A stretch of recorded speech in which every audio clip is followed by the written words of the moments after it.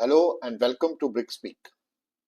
Today onwards, I am starting a series of lectures wherein I will put across the details of Operation Gibraltar and Grand Slam in a form of a story so that you can remember it. Please pay attention to the question answers which my colleague Brigadier Gotra has already uploaded in the previous episodes in to help you prepare for your upcoming Part D examination. Today would be the first episode to explain you the story of Operation Gibraltar. It was the summer of 1965. In Kashmir, life looked calm. Villagers were in their fields, tourists were at Dal Lake, and soldiers of both armies stood watch along the ceasefire line. Ceasefire line is what today we call the line of control, and ceasefire line was agreed upon after the 1948 operations came to a halt with the intervention of the United Nations. But across this ceasefire line in Islamabad and in the hill station of Murree, a dangerous plan was taking shape. This plan would be called Operation Gibraltar. By the end of today's episode, you will get answers to the following. Why did Pakistan believe 1965 was the right time to act? What's the difference between invasion and infiltration? Why was Kashmiri support critical for success? And what dangers lie in planning on assumptions, not fact? So let's begin. The name Gibraltar itself carried a lot of meaning. The name itself, Operation Gibraltar, carried a lot of meaning. More than 1,000 years back, an Arab general, Tariq ibn Ziyad, had landed in Spain at Jabal Tariq, what we called Gibraltar. He ordered his men to burn their boats. There was no going back, either victory or death. Pakistan's leaders wanted to capture the same spirit.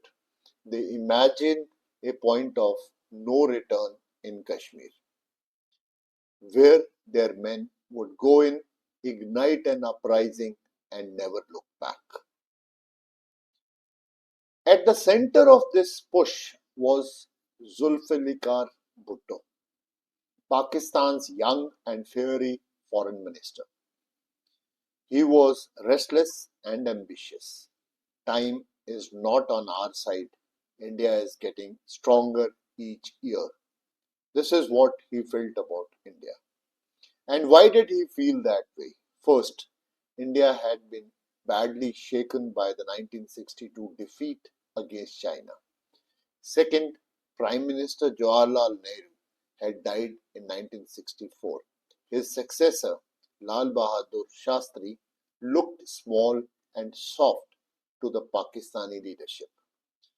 Third, Pakistan had been armed with modern American weapons under defense pacts. Patent tanks, saber jets, heavy artillery, all of this made Pakistan feel more confident. Fourth, China had started showing friendship. Leaders like Mao Zedong and Chawinda hinted that if India got aggressive, China might threaten to open a second front. Bhutto added all this up and told Ayub Khan, if not now, then never. Kashmir must be liberated this year. To turn this dream into action, Pakistan needed a general who believed in bold moves. They found him in Major General Akhtar Hussain Malik, commander of Pakistan's 12th Div, located at Murree. Malik was different from many of his peers. He was not from a rich family. He was the son of a headmaster from a small village. He had walked long distances to school, joined the British Indian Army as a sepoy, and risen through merit. By 1965, he was a battle-tested general, outspoken, aggressive, and impatient. When Bhutto spoke of a strike in Kashmir, Malik saw himself as the man who could deliver it. He believed infiltration and guerrilla warfare would succeed where open battles might fall. Both Bhutto and Malik knew Pakistan had tried something similar in 1947. Back then, tribal lashkars had been sent into Kashmir. They created terror, but they lacked discipline. They looted, fought amongst themselves, and wasted time. In the end, Indian troops airlifted to Srinagar turned the tide. So Malik's idea in 1965 was to avoid those mistakes. This time, the infiltrators would be built around regular soldiers, SSG commandos, and trained units. Civilians could be added, but the spine of the force would be professionals. That he thought would make all the difference. Raising of the force. The Special Services Group enters the story here. This was Pakistan's commando unit, trained by the US in the 50s. They knew demolitions, raids, and sabotage. Malik tasked them to train groups of men who were called Mujahideens. Who were these men? Some came from Azad Kashmir battalions, the battalions which were part of erstwhile J&K forces, which today in India we known as the JAK LI battalions. Some were Razakars, irregular volunteers, but they were forced into it. Some were regular Pakistan army troops, pulled out quietly. Few spoke Kashmiri. Many were villagers from Mirpur, Kotli, and Punch in Pakistan occupied Kashmir.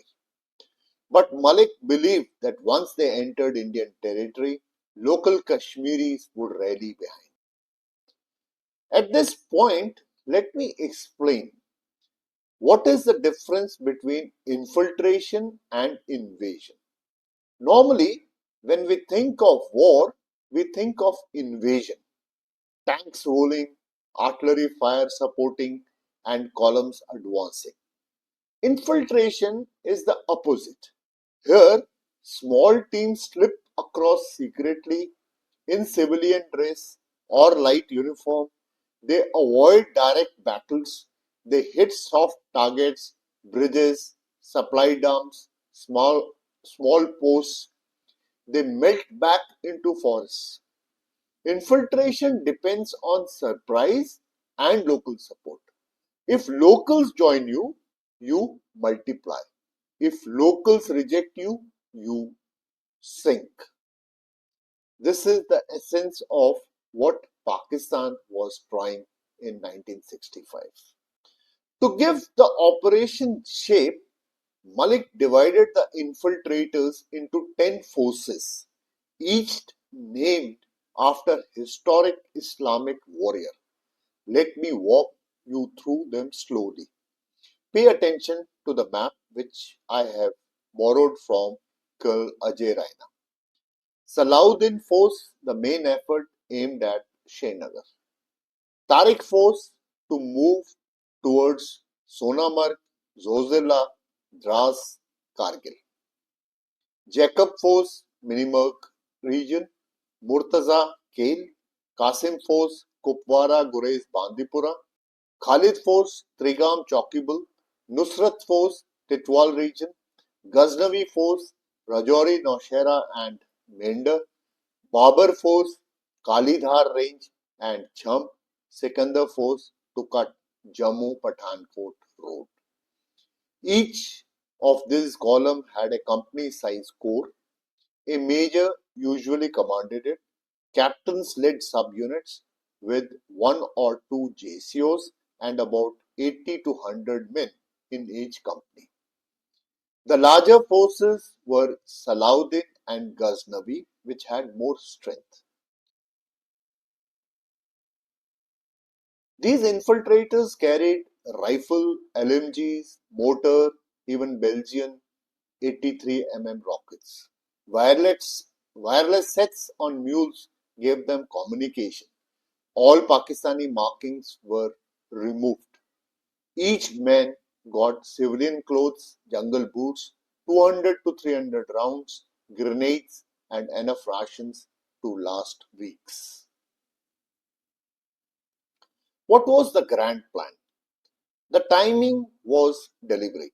Infiltrators would begin crossing on 1st August 1965. They would lie low in forests and villages. On 8th or 9th August, during a religious festival and the anniversary of Sheikh Abdullah's arrest, crowds would gather in Srinagar. At that moment, the infiltrators were to act. They would mix with crowds, suddenly bring out weapons and attack.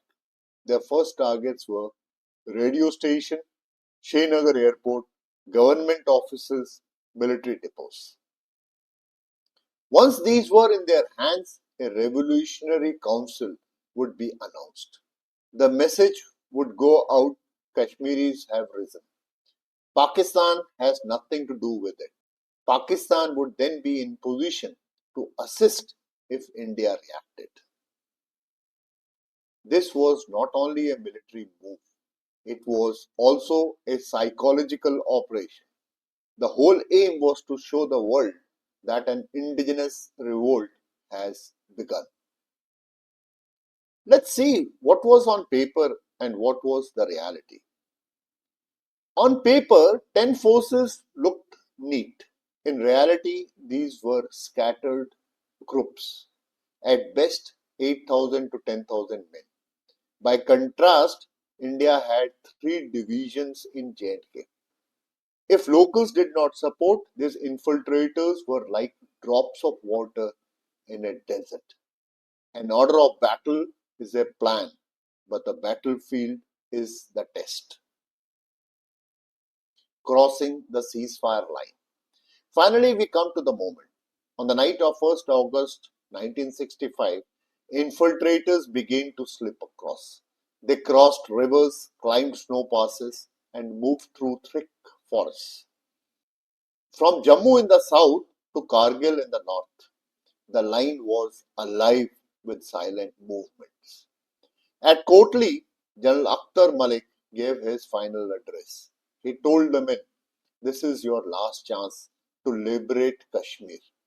His words were meant to inspire, but also to remind them that retreat was not an option. In Islamabad, Ayub Khan was talking of peace with India after the run of Kutch ceasefire. His words were a smokescreen. Behind the curtain, Gibraltar was in motion. So, by the first week of 1965, thousands of armed men were inside Indian territory. Pakistan believed it had thrown the spark. But whether that spark would light a fire or simply burn out in the cold valleys, no one yet knew. The gamble of Operation Gibraltar had begun. With this, I come to the end of today's episode. I will continue the story, what happened once the infiltration took place. In the meantime, please watch our previous episodes, try and correlate with the questions that have been answered in the previous episode. You are requested to please like, share and comment. Thank you very much. Jai Hind.